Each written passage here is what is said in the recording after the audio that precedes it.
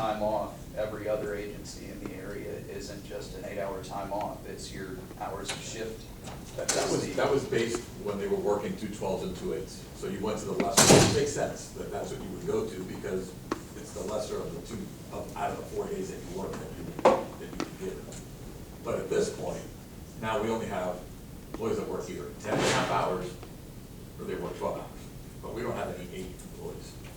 So it makes absolutely no sense why we're getting 8 hours for a holiday. Whether you're off or you're working, doesn't matter. Because that doesn't even compute as to why we're doing that. Other than it was missed in previous negotiations and it was just kind of like, and it just got overlooked. But, so those are the big issues.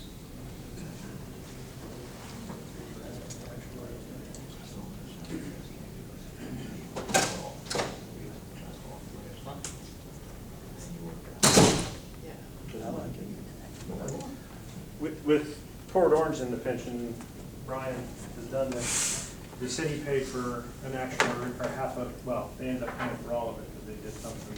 They did something wrong. They did something wrong. But would the city be willing to split the cost with the union to do an actuarial study so we can find out if that 544 is still valid, how much it would cost to put everybody on the tier 1? Because otherwise we're just spinning our wheels. You can't keep going back to council and saying, well, they're not interested. Well, how do you know? How much money is it gonna cost? Yeah, let us talk about that, because there's so many options, so many different directions that can go. That's a big scope. So let us talk about that between now and the next meeting about, Right. And there's do we two want to parts split to it? it. Do we want to do it separately? What do we want to, Right, what are we well, looking for? Right, and I think So, there's 2 parts to yeah. that. There's, like you said, there's a pension improvements. We need to know how much it would cost to put everybody on the tier 1 with the 2% multiplier. And then how much your guys are paying that these commitments that are currently, does that still equal 544,000? And where in the years did it stop being worth that? Because that's gonna be relevant. If that stopped being relevant, say 2014 or 2015, well then that contract, you know, what you're claiming the contract says would be, that should have been share money.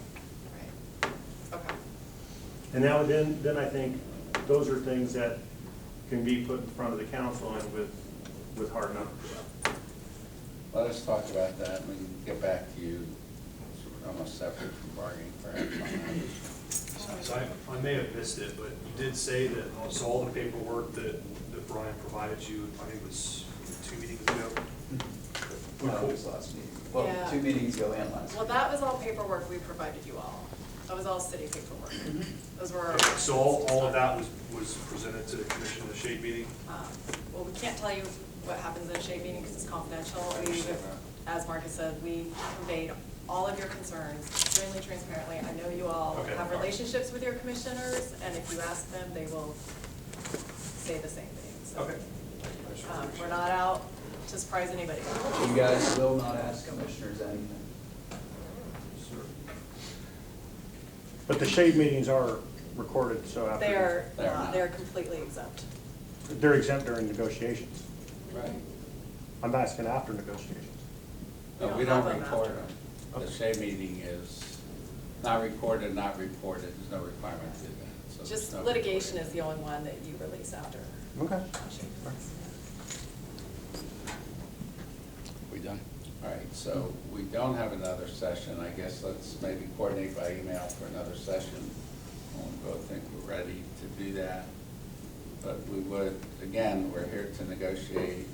We made these proposals, we want to continue to discuss them, see what we can get off the table, talk about wages, if, again, there's some way to tweak it to try to meet, you know, not your last proposal of 2% per year and that's it, but something to try to address some of that, you know, it doesn't cost too much money. The same when we talk about pension, look at having, Yeah, I think, what was the total cost in Portland, like $3 grand? For what? The study. You say $3 grand? So it's really low. Yeah. So It's it's gonna very be low for a study. more like 30 grand probably. 30 No, grand. for the Actuarial pension study? the actuarial study, it was about I think it was 3,500 if I'm not mistaken. That sounds unusually low, yeah. Well, you guys use the same, Yeah, you guys use the same Foster and Phillips. Oh, Foster. Or no, not Foster. Foster. Phillips. Foster and Foster? Yeah. Foster and Foster, that's what yeah. it is. And that's, they did the same thing, they seemed to see how much money it would cost to go from tier 2, or to combine the tiers, everybody go to tier 1. You'd think every actuary would come up with the same numbers, but I don't think they do, so. No, they wouldn't, but they'd be close enough.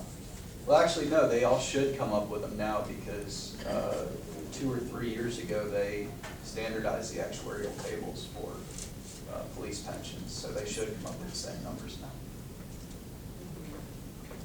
Okay, well, we'll get back to you on that, and then we'll get with you on scheduling Okay. next meeting. So, Sounds good? okay. All right, thank you. you.